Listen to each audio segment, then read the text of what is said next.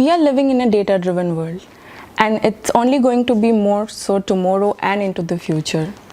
To make the right decisions for any business to succeed, we need the right data, right? Through cutting-edge analytics, we are now charting the path for consistently taking impactful decisions. I believe today data is information and information is power. And I'm sure every data enthusiast out there will resonate with this. Hello dear viewers, I'm Nilanjana, a data scientist at ABN Web. And I'm super excited to welcome you all to the series of I Wish My Boss Told Me That podcast. This segment is quite different from the earlier episodes. Based on the popular demand in this series, Tapping the Untapped with Analytics, we will try to give you a glimpse of how analytics impacts us all. This is especially relevant to all those analytics devotees out there who are just starting off their journey or striving to make it big in this ever-changing but equally captivating industry. We have a power-packed agenda for you today, dear viewers, and without further delay, let's welcome our special guest, a data champion at ABI. Welcome to the podcast, Ankit. We are so happy to have you here, and thank you for taking out time for us. Thanks, Nilanjana. I'm happy to be here. So before we dive into anything, Ankit, can you tell us a bit more about yourself and how did you get into data analytics? Sure, Nilanjana.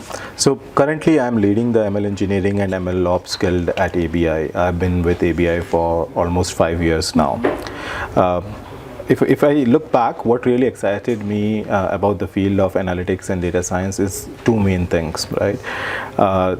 First, I think when we are building analytical products, even though it's of commercial nature, but you can still see the real world impact that we are creating with our business or with our consumers, how it's impacting their purchase behavior, and the results of what we are creating is very on your face, right? So that's very interesting and exciting and motivating to actually see how your products are making an impact, right?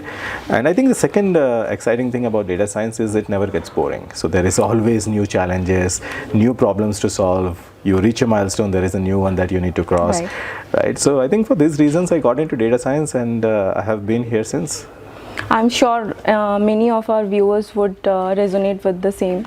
Yeah. Right. So we just want to understand a bit about the Growth Analytics Center. You know, we have started off with GAC started off with a very small team here, and it has right now went on to become a data intelligence system for the company, right? Yeah. So how did this transition happen? Yeah, so if I look back, I think GAC started somewhere around 2013 with a single project that we started with was a conjoint analysis for promotion optimization, right? And the journey since then has been a phenomenal journey, right? So GAC has been year on year delivered constant revenue for our business. We have grown exponentially if you look at the history every year. And if you look at the more recent trends, right? So GAC has not only been known for results and innovation, but we are also known for our culture and what we are doing in the industry as a benchmark. So you might have heard GAC was recently voted as the best place to work for data scientists, right? We did a lot of work with MIT professors on test and control and experimentation that was awarded this year, a few months back. One of our analytical product, catexpert.ai, was voted as the best AI ML product across all India COEs on ML and AI space. So as you can see, right, you know, it's GAC has been growing with its results and culture and innovation in all the spectrum of where we get involved. I think kudos to the team, right, Ankit? We did get so many accolades this year, and we hope it keeps growing every year, right? Yeah. So what do you think, had been our game-changing initiatives? How did we come so far?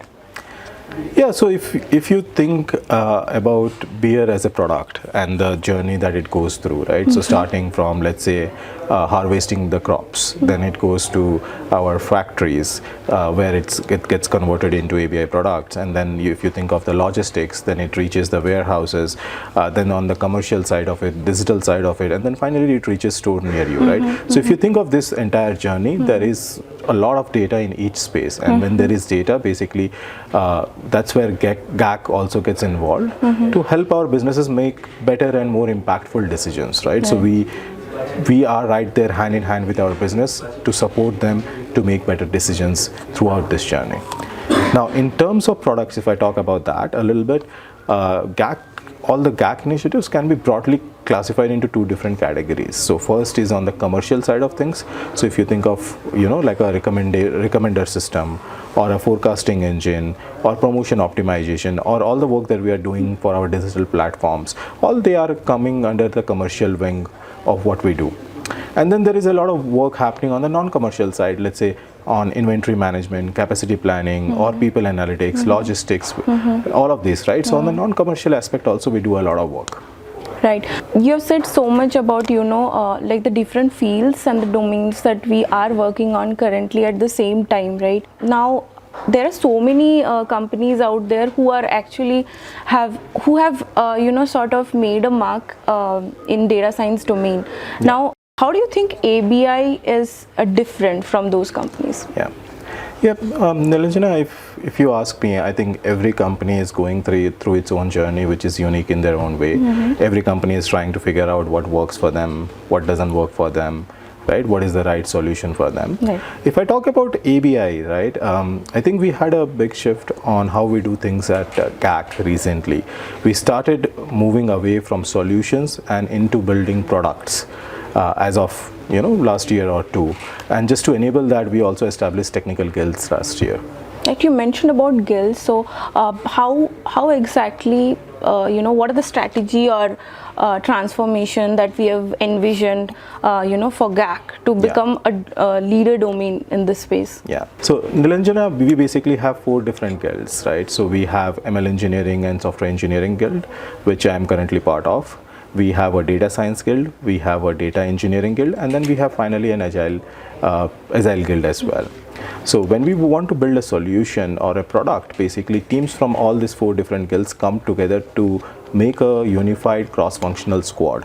And it is this squad which works on solving a business problem to build a sustainable product for our market, right? So if you compare this to, let's say, a couple of years how things were in GAC, I think that's a bigger change that we have brought in, from moving away from data science heavy teams to a cross-functional squads comprising of all these different skill sets to build products which are not only delivers the business value, but these products are also sustainable and scalable. I totally agree with you on this, Ankit. I think creating and building products are quintessential for making a mark or growing into this domain, right? Yeah.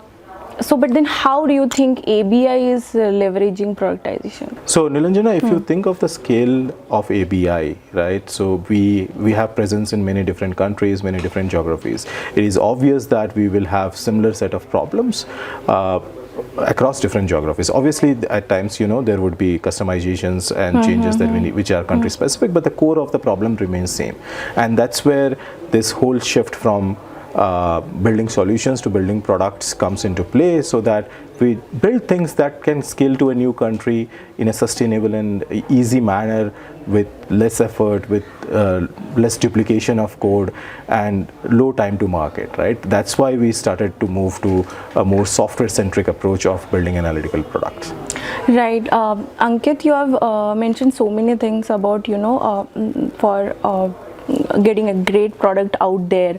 So I'm pretty sure our viewers are wondering what could be next for GAC. Yeah, so as part of this journey that I've been talking about in this podcast, right, I think the next step we are doing in our product evolution journey is to build a global analytical product platform.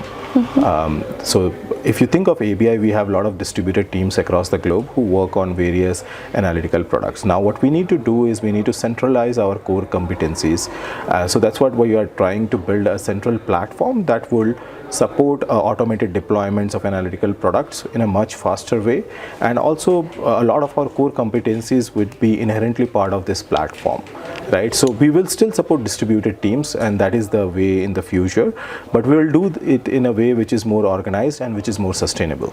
Ankit, now shifting focus to individuals in GAC, right? Yeah. People like us who have just started off their data science journey, couple of years into this domain, and they are striving out there to make some mark, in this domain. So what career advice would you give to people like us? Yeah, Nilanjana, I think you are already at an expert level. I don't have anything for you. Managers, please keep a note of this.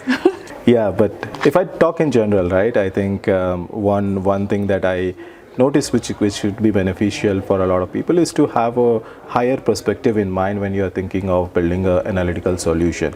So what we tend to focus a lot again on the algorithmic side, but we need to look at the bigger picture and see how the data engineering aspect plays into it, how the software engineering pieces, how the ML engineering pieces fit to it, how the deployment of the product will look like, what business impact will it create, right? So have that overall view, the eagle view of the entire system before you dive deep into one particular segment or aspect of the solution. Thank you for the amazing advice. Viewers, please take a note. With this, Ankit, we come to an end of the easy part. We will be wrapping it up with a set of questions from the rapid fire round. Okay, are you excited? I'm actually a little scared. Okay, so you need to answer these questions as fast as you can. Okay, I'll try. So here comes your first question. What is that advice you wish your boss had told you? I think the advice would be it's okay to fail, and not just to fail, but even to fail big, as long as you are learning something from it and you ensure that you don't make the same mistakes again. Which book every leader should read? Radical Candor. I think that's a book I read a few months back, and that's something which is a must for anybody who's leading people. Okay. Where we could see Ankit spending most of his time apart from work? I am a big consumer of stories, so I like to, watch movies, shows, go to the theater. Movie buff? Yeah, definitely. I also like to travel a bit. Oh, great. Who's your favorite Marvel character? I prefer DC usually, but if you talk about Marvel, I think it's Doctor Strange. That is common with me. If not for analytics, which career path you would have chosen? Physics, for sure. And Ankit would have been a physicist. Definitely, in some other world. Thank you so much, Ankit. It was super fun. Thank you for being such a sport, and we had an amazing time interacting with you. Thank you. Thanks for having me here. Thank you for sharing once again your amazing insights. Thank you. With this, viewers, we come to an end of the podcast. Stay tuned for more interesting conversations. Here we are signing out from the podcast team of ABI. Goodbye.